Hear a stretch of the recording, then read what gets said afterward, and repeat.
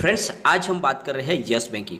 आज yes bank के stock में जबरदस्त वॉल्यूम हुआ। काफ़ी दिन के बाद आज भारी वॉल्यूम के साथ में कामकाज हुआ।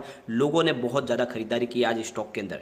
और यहाँ पे स्टॉक में तेज़ी इतनी नहीं बन पाई, उसके पीछे भी एक वजह है, उसको भी डिस्कस करेंगे क्या वजह है।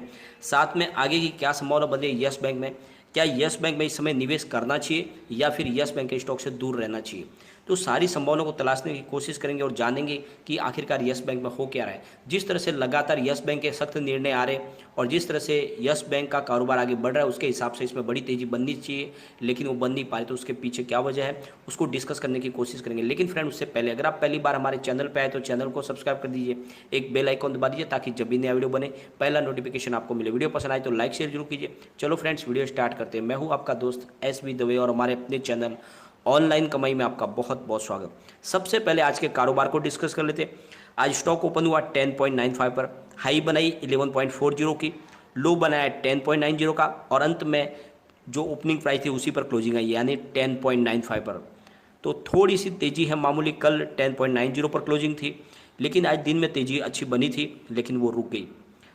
और इसके पीछे वजह बनी वोडाफोन आइडिया। वोडाफोन आइडिया के अंदर पॉजिटिव न्यूज़ निकल कर आई थी कि टेलीकॉम डिपार्टमेंट और सरकार, आज जो कैबिनेट की मीटिंग हो रही है उसके अंदर वोडाफोन आइडिया को सरकार की तरफ से राहत मिल सकती है, उनको बहुत बड़ी मदद की जा सकती है। लेकिन बाद में कुछ टेक्निकल इशू की वजह से उस मामले को टाल दिया गया और यहाँ भी उसका असर पड़ा, क्योंकि आपको पता ही होगा SBI के बाद सबसे बड़ा जो निवेश किया हुआ है वो यस बैंक ने किया हुआ है वोडाफोन आइडिया में।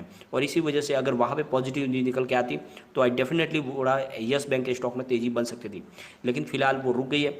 और जो गिरावट की जो बड़ी वजह बनी है यस बैंक में, वो भी वोडाफोन आइडिया ही थी। अगर हम आज के वॉल्यूम को एनालिस करें तो पिछले एक महीने पहले इसका 12 करोड़ का वॉल्यूम था, 1 वीक पहले 13 करोड़ का वॉल्यूम था, कल 7 करोड़ का वॉल्यूम था, लेकिन आज 18 करोड़ का वॉल्यूम हुआ। तो पूरे पिछले एक महीने में सबसे ज़्यादा भारी वॉल्यूम के साथ में आज काम हुआ है। मतलब लोग खरीदारी कर रहे हैं इस मौके पर। अभी भी जो निचली प्राइस है उसका फ़ायदा उठाने की पूरी कोशिश की जा रही है। बड़े फंड हाउस इसमें खरीदारी कर रहे हैं। अगर हम BSE की बात करें तो 3 करोड़ 8,64,000 का वॉल्यूम हुआ और सामने 1 करोड़ 36,07,000 की डिलीवरी उठाएगी। डिलीवरी का परसेंटेज 44.09% है। अगर NSE की बात करें तो 13 करोड़ 26,61,000 का वॉल्यूम हुआ और 4 करोड़ 71,58,000 की डिलीवरी उठाएगी और डिलीवरी का परसेंटेज 35.55%। काफ़ी दिन के बाद आज वॉल्यूम के मामले में बाजार में नंबर 2 पे आ गया है स्टॉक यस बैंक का। तो इससे आपको एक बात समझनी चाहिए कि लोग खरीदारी कर रहे हैं। बड़े फंड हाउस की खरीदारी काफ़ी मात्रा में हो रही है। निचली प्राइस का फायदा उठा के लोग खरीदारी कर रहे हैं। बड़ी बड़ी खरीदारी हो रही है, जो 3 गुना वॉल्यूम हुआ है कल से आज। आप देख लो, लगभग बहुत ज़्यादा भारी वॉल्यूम हुआ है। और इसके पीछे वजह बनी है कि जिस तरह से सख्त निर्णय लिए जा रहे हैं यस बैंक की तरफ से।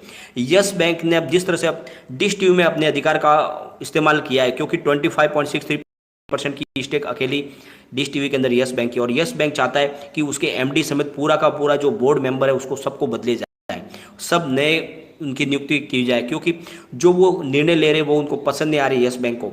और इसलिए उन्होंने कहा कि जो फंड रेजिंग की जा रही है 1000 करोड़ रुपये की यस डिश टीवी की तरफ से, उसको भी रोका जाए। तो जिस तरह से निर्णय लिए जा रहे हैं उससे एक बात साफ झलकती है कि जो इसका मैनेजमेंट है यस बैंक का, वो सिर्फ बिजनेस को आगे नहीं बढ़ा रहा है, बल्कि जो उनके बिजनेस के साथ में जुड़े हुए उनके कारोबार है उनको भी अच्छे से संभाल पा रहा है। और इससे एक बात समझ में आ रही है कि आने वाले समय में यस बैंक डेफिनेटली अच्छा करेगी। साथ में एक और न्यूज़ निकल कर आई है, राणा कपूर की अपडेट है कि राणा कपूर ने जो घोटाला किया था, यानी उन्होंने जो DHFL को लोन दिया था, तो ये जो है ये लोन, इसमें जो प्रॉब्लम थी उसके रिस्क के बारे में ऑलरेडी उनको पहले से आगाह किया गया था, उसके बावजूद भी उन्होंने उसको इग्नोर किया।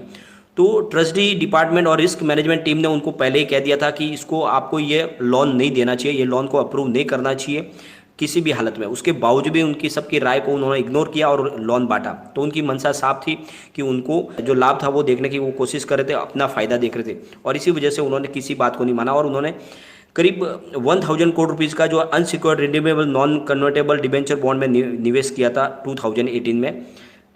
उस समय जब कोई उनको लोन देने को तैयार नहीं था DHFL को। DHFL की ये कंडीशन हो गई थी कि बाजार में उनको कोई फंड देने को तैयार नहीं था। उस समय 1000 करोड़ रुपीज़ का इनके डिबेंचर बॉन्ड में निवेश किया था राणा कपूर ने, सिर्फ अपने खुद के फायदे के लिए।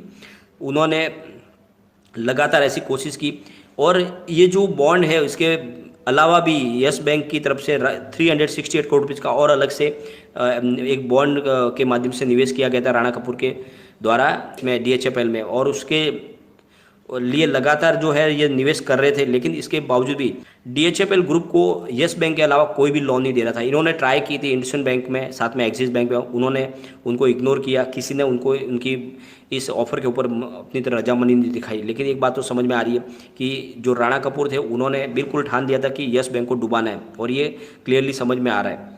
और साथ में रिसर्च एनालिस्ट है वो टेक्निकल लेवल पे कह रहे कि यस बैंक में आपको निवेश इस लेवल पे करना चाहिए, लेकिन आपको स्टॉप लॉस 10 रुपीज़ का लगाना चाहिए।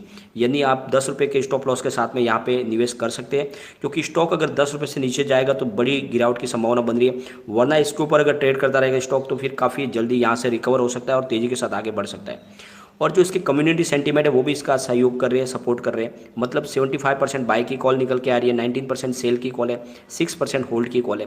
तो 100 में से करीब 81% लोग अभी भी इसको लेना पसंद करें स्टॉक को। अगर हम इसके पिवट लेवल की बात करें तो स्टॉक यहाँ से अगर स्लिप होता है तो 10.78 इसका फर्स्ट सपोर्ट है, सेकंड सपोर्ट 10.67 का है, और थर्ड सपोर्ट का 10.53 का। ऊपर की तरफ मूव करने पे 11.03 का फर्स्ट टारगेट है, सेकंड टारगेट 11.17 का है, और थर्ड टारगेट इसका 11.28 का। तो जल्द ही अगर स्टॉक तेज़ी में जाएगा तो 11.5 तक ये जा सकता है, और वहाँ से फिर तेज़ी की संभावना बन सकती है। बिल्कुल निवेश का मौका बन रहा है, निवेश इसको करना चाहिए आपको, क्योंकि बड़े बड़े फंड हाउस इसमें निवेश कर रहे हैं। आपका आज का वॉल्यूम देख लो, बहुत भारी वॉल्यूम में काम हुआ है। ये बात अलग है कि बड़ी तेज़ी नहीं बनी, क्योंकि उसके पीछे वजह है निगेटिव न्यूज़ बन गई थी वोडाफोन आइडिया की। वोडाफोन आइडिया की सुबह न्यूज़ निकल कर आई थी कि टेलीकॉम डिपार्टमेंट को मदद मिल सकती है सरकार की तरफ से, लेकिन अंत में निर्णय हुआ कि उसमें कुछ टेक्निकल इश्यूज बाकी है, और इस वजह से उनको फिलहाल पीएलआई स्कीम का फ़ायदा नहीं मिलेगा, और इस वजह से वो जो न्यूज़ थी उसका असर खत्म हो गया। वरना आज यस बैंक के स्टॉक में डेफिनेटली अच्छी तेज़ी देखने को मिल सकती है। आप ऊपर के लेवल में फंसे हुए तो निचले लेवल से एवरेज भी कर सकते हैं, यहाँ से अब नीचे गिरावट की संभावना बहुत कम है। अगर हम यस बैंक के मैनेजमेंट की स्ट्रेटेजी को समझे तो एक बात क्लियरली हमें समझ में आ रही है कि यस बैंक का मैनेजमेंट फिलहाल दो मेन पॉइंट पे फोकस कर रहा है। एक तो एनपीए को रिकवर करना, यानी ज़्यादा से ज़्यादा एनपीए को रिकवर करना और उसके लिए हर हद तक गुजरदाना, और दूसरी तरफ अपने कारोबार को आगे बढ़ाना। और उसके लिए ज़रूरी है कि अपने कारोबार को सेफ साइड आगे बढ़ाए। जिस तरह से पहले राणा कपूर ने जो गलती की थी, उन्होंने बड़े कॉरपोरेट घरानों को लोन दिया और बाद में वो सारा का सारा लोन एनपीए बन गया। तो इसलिए इस बार वो बड़े कॉरपोरेट घरानों को अवॉइड कर रहे हैं। उसके अलावा वो नए नए रास्ते तलाश रहे हैं, यानी वो बहुत सारी फाइनेंस कंपनियों के साथ में, जैसे कि होम फाइनेंस है, ऑटो फाइनेंस है, और अभी उन्होंने टू व्हीलर फाइनेंस के साथ में भी बिजनेस टाइप करने शुरू किए। तो जो उनके एफडी के रूप में जो उनके पास रकम आ रही है उसको वो लोन के रूप में बांट रहे हैं।